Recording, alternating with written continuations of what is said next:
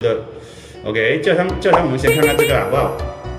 我们成一个事情啊，我们要成功，是不是要天运、地运还有人运？各位，这怎么说呢？就是讲我们需不需要一个谋事在人，成事在天，是吗？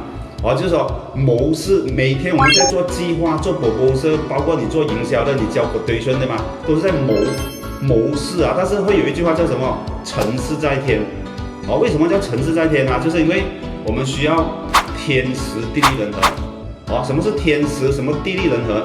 这样你要看一看能量哥跟你分享一下啊。OK， 所以为什么我今天有一个新的主题啊？洪博易经报报看。OK， 什么是运气？